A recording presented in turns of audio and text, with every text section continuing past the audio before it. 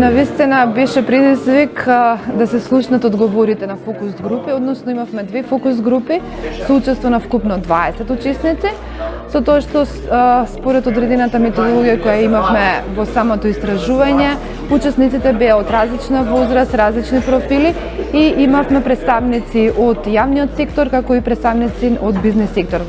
А се разбира, беа тука и младите кои беа учесници во делот невладината организација. Значи, сите представници од нашето општество беа вклучени во работата на фокус групите. Фокус групите одговорија на неколку прашања со цел да се добијат одредени резултати што се случува со младите во општина Куманово, со тоа што имавме интересни информации добиено од страна на младите во делот на тоа што им е потребно на ниво на општина Куманово, а тоа е се што има во Скопје, а го нема во Куманово.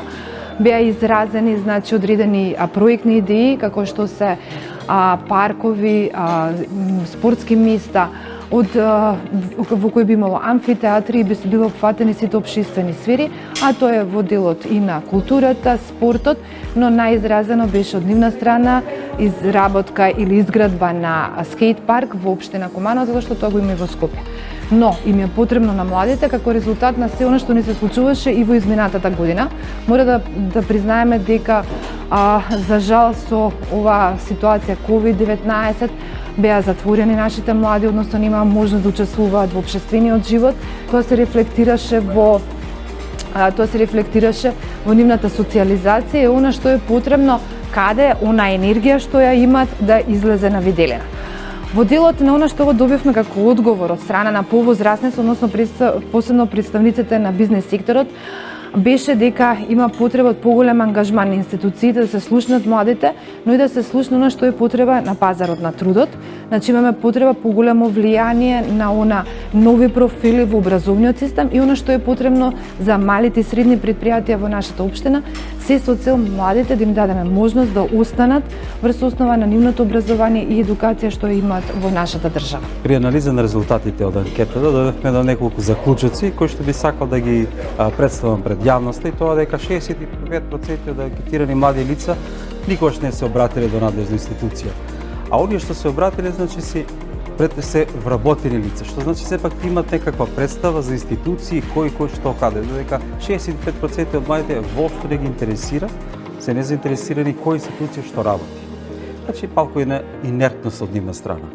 Понатаму за процесот на младински политики исто така, 39% од испитаниците што укажу не е препознатлива, не знае што се младински политики, што укажува дека поголемиот процент, 61% од испитаниците не знаат што се младински политики.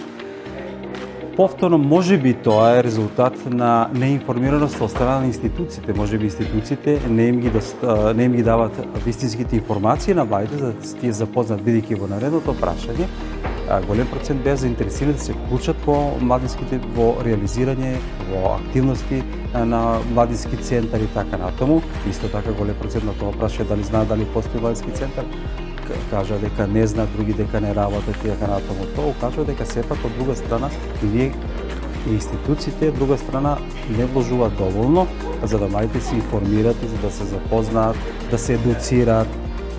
Сега ние не може да бараме од младите активност кога навистина ние не овозможуваме каде, што, како не ги запознаваме. Значи вината можеби и во институциите, јас ја гледам.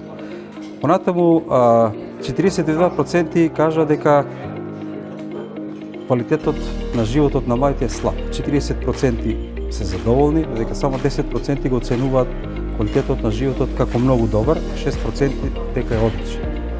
Така да, ја сметаме дека може многу да се работи, посебно во нашата општина, за да се подобри квалитетот на животот на младите.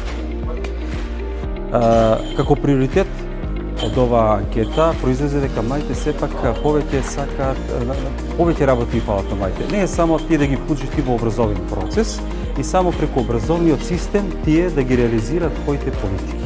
Сепак младите кажат дека и надвор од тој образовен процес имаат своји потреби и би сакали да бидат вклучени и во тоа слободно време, така да кажа голем дел од нив дека сакаат велосипедски патки, сакаат повеќе паркови, исто така на приоритет излезе и скейт парк, што значи адреналински спортови им фалат на младите во нашата општина.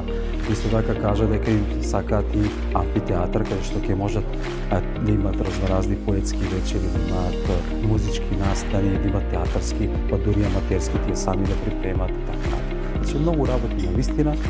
Ако кажеме, младите што кажа на вистина се во право и многу работи во нашиот град потребно ние да се заложиме да ги возможиме.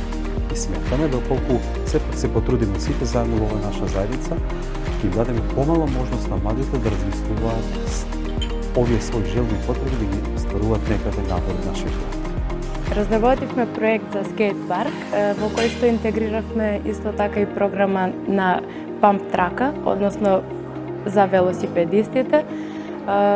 Освен основната програма за скейтбордери и велосипедисти, паркот отвара можности за разни настани, за организирање на фестивали, како што е Графити фест, кој што ни е замислил да биде првиот означаен настан во кој што младите уметници ќе можат слободно да се изразуваат, да исцртат, да едноставно да се препуштат на својата имагинација и да уживаат во овој нов концепт на младински простор.